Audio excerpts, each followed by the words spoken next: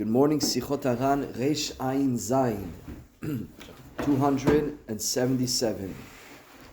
Amar shemeolam no shata afilu mayim kodem atfila. Rabbeinu himself said that he never drank even water before prayer. Of course, water is mutar al pi halacha. You're allowed to drink water. But Rabbeinu himself never drank even water before going to pray. But next, vikpid me'od al elu ashotim kave kayotze beze kodem atfila.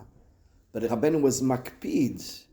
He was upset. He was akpeda. He was bothered by the ones who would drink coffee before the tefillah. Vikayotze, not only coffee, but tea or juice. Kol sheken eating kodem atfila, before the tefillah.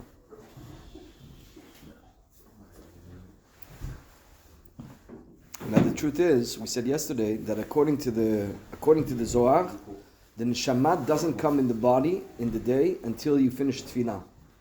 So the full part of the neshama, the full part of the soul, the intellect, all this ruach that a person should get, only comes into the body when a person finishes prayer. So if you eat or you drink before davening, before praying, so you have a buffer that doesn't allow the neshama to fully come in.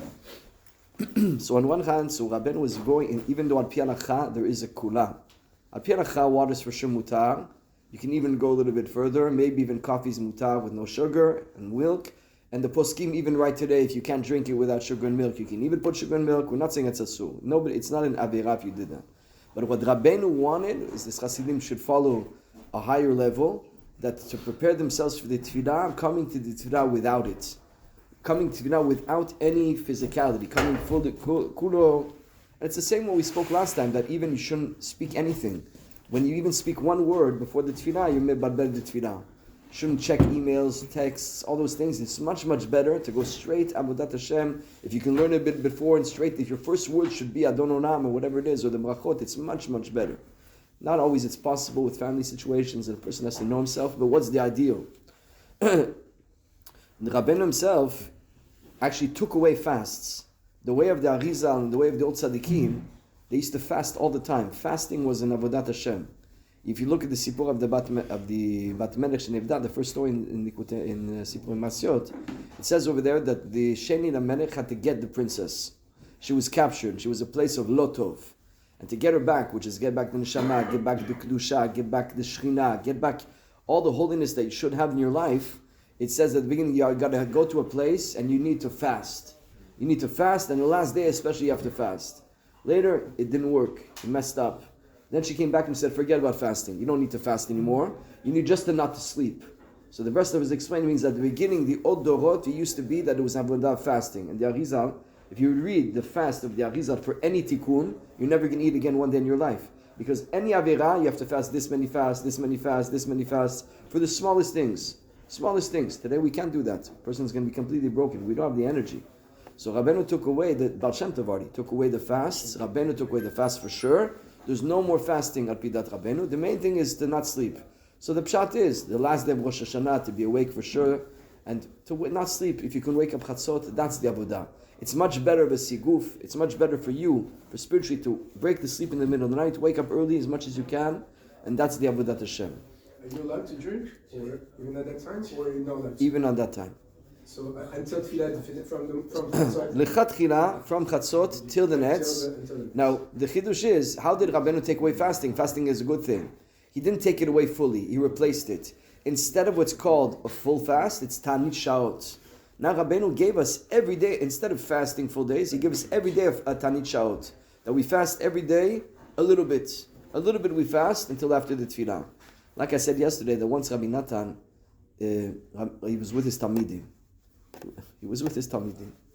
And he told they were before the tefillah, they were before the nets, they were probably learning in the middle of the night Chatzot. And Rabbi Natan told his Talmidim, everybody go away, I'm going to do something bad. He said, something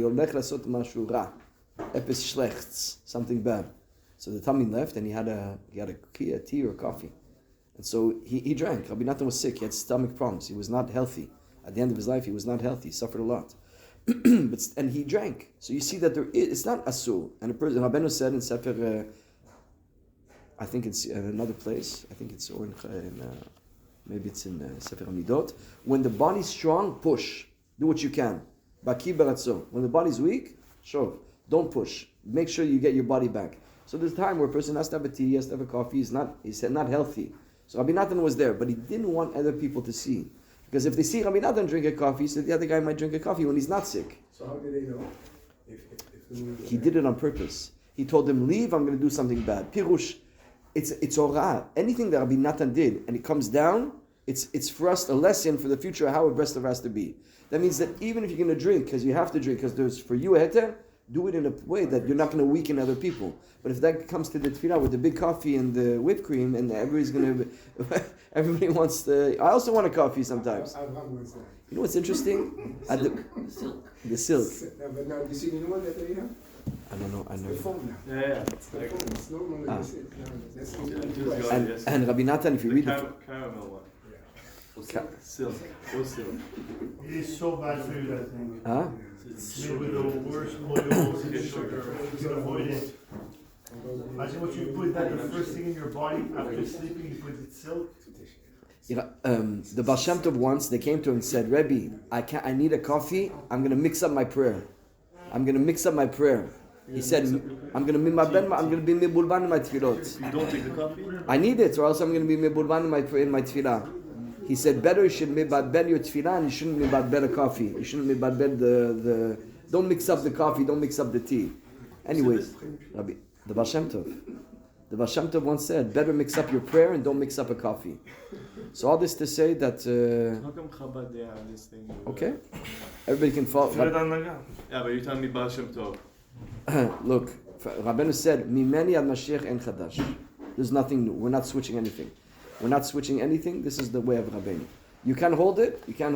Don't weaken other people. Don't say it's mutar. That's what Rabbeinu said. Rabbeinu till meet Mashiach. That's it. That's I Danaga. went to a Shabbat with Chabad, and the rabbi was having a full-out breakfast before the tefillah. Yeah, that's. No, but it's a good point what I mentioned. How are they so Asir Charav. If you want to go to Chabad, go to Chabad. Here it's Breslev, and here we don't drink. Al Pi Al Pi Halacha, it's like this. Al Pi Halacha, the Chabad Shita. First of all, Rabbi Natan writes about it in Likutei Halachot. If you read the lashon of Rabbi Natan about eating before the tefillah, you're not going to eat. Yes. Now Chabad are allowed to follow the Admurim, but even that you have to know what it is. It's not to make a breakfast with eggs and toast and have a.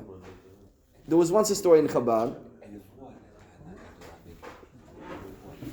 In Chabad, there was once a story that somebody, I think, rushed to finish the tefillah to go eat. So one of the Admurim, I think, said, or to his daughter or to somebody, better to eat to pray than to pray to eat. If a guy is going to rush to his tefillah to go eat a breakfast, they're going to tell you, take something small before the tefillah, and then go to the to prayer. What's on Shabbat? The prayer is much longer. So again, the problem is we're not following Rabbeinu fully.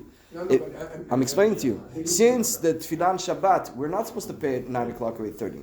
In Breslev, they pray at night on Shabbat. Yeah, and they finish early. They finish early. So if you pray at 5 o'clock in the morning, 6 o'clock in the morning, 7 o'clock in the morning. In Israel, it's beautiful because 7 o'clock they pray, 9 o'clock you're done. Exactly right. So it's better to pray early. Now you didn't pray early, you're praying at 8. You have to see how to do.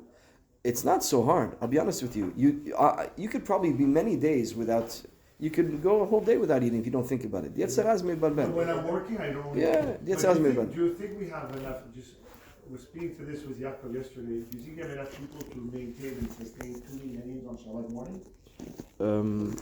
A 7 o'clock minyan was working. It was not working. It was just temporary.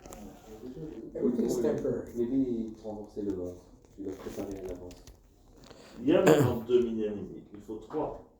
C'est ça. Il y a les jeunes. Ce minyan de Benjamin, d'ailleurs, peut-être si on le fait un peu plus tôt, tu le fais à la place de 9h45.